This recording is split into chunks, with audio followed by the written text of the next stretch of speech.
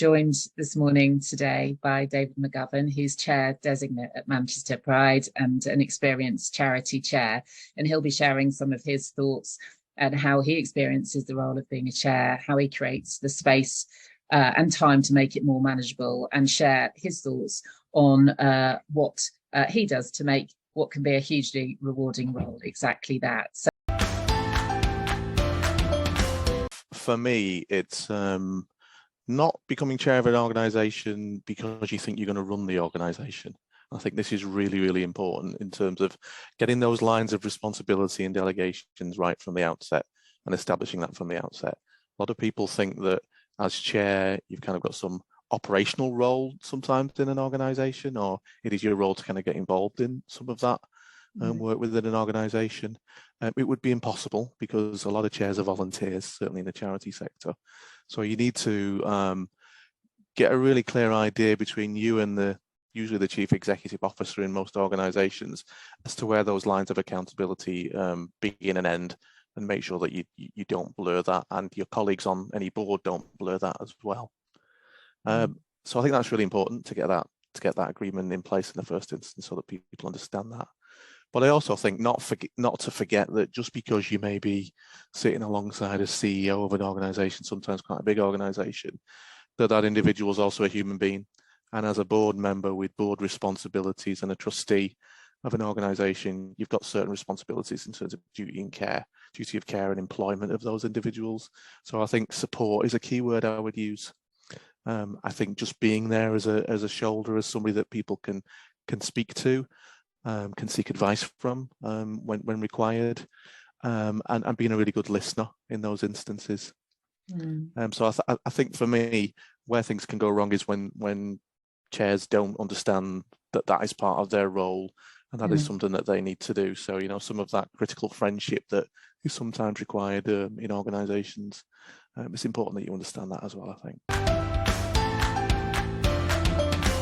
Yeah, I go very governance-y on this, I'm afraid, but I'll try not to use the usual boring language that governance professionals use. It really is making sure you've got the right team around you and with the right skill mix. I think people join boards for all kinds of reasons. It may be that they were service users or volunteers, or they've been involved in particular organisations, or they have a passion for the cause. But some people join boards because they think it makes them important and it makes them feel important, and there's a certain amount of ego that goes with it. So I think really importantly is get the right board in place.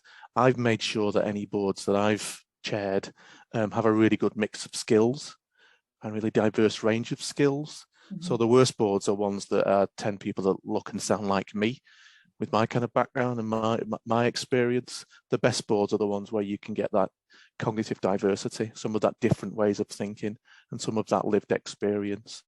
And then crucially, what you need to do is work to support the board if there are that variance of skills.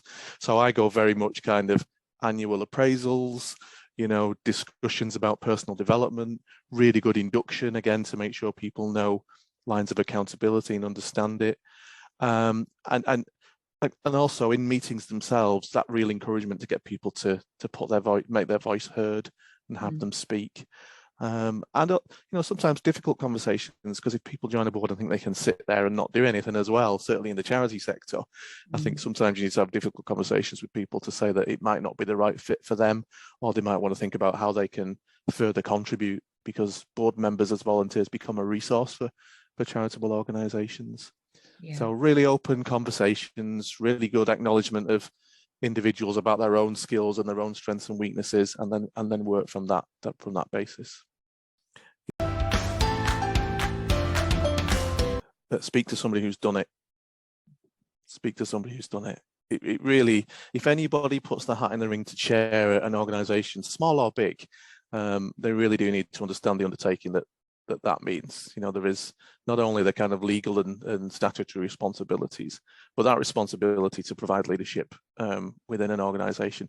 So speak to people who've done it, and also again, kind of make sure that you've got everything in place that you need to support you as a chair and your own personal development as a chair as well. And that again means having sounding boards. It means having people from outside of the organisation that you can speak to. It means acknowledging that you need some basic skills in how you might run a meeting.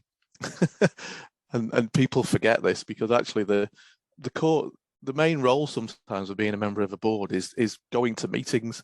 It's not for everybody, but make sure you understand what that means and how good governance operates and what you need to do to facilitate that. So involving everybody and making sure all of the right rules of engagement are in place, and making sure you're completely up to speed with all of that, so that you can manage meetings, which is the main role of a chair as well, in any organization.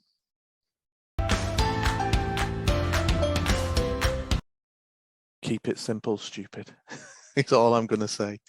People try to overcomplicate things. They think they have a good understanding of what decision making looks like, or what regulatory compliance looks like, or what risk management looks like, and they create massive structures, even in very small organizations, to do that. So we've got a committee here for that. We've got a fundraising committee. We've got the board meeting 12 times a year. We've got a finance committee and an HR committee. Depending on the scale, you don't need all of those things. All of those make noise and they all look really good because you've got them on paper, but you can deal with a lot of these things at board, which is where responsibility legally sits, and then also by having really clear delegated authority, so that the decision making is slick. And that might sound unusual I'm a governance professional by profession. It sounds unusual that you'd want to kind of make things more slick and more agile, but there's a real benefit in doing that, having absolute clarity how that works. I would suggest that any good board needs no more than 2 committees, and one of them should be an audit and risk and finance committee, so looking at that side of the business, and the other would be a formal remuneration committee, which is dealing with appointments and remuneration and some of that governance stuff. Yeah. Anything else you may need, to fit in with your organization, but most of everything else can be dealt with at a board level. And therefore, the only thing you're left with really at the side is how you would engage with customers or service users or stakeholders, and all of that can be nice. That doesn't have to be horrible stuff that you sit in boring meetings to discuss. That can all be really good kind of hands-on stuff. So keep it simple would be my argument. If you do know somebody who can come in, and I do this quite a lot, I know the volunteering roles, into your organization and give you some support as to how you might set up your internal governance, then give that person a call, give me a call, and I'll come out and I'll do it for you. But that really makes a difference. Great. Thank you so much. That's a really useful point to end it on. Thanks very much for your time this morning, David.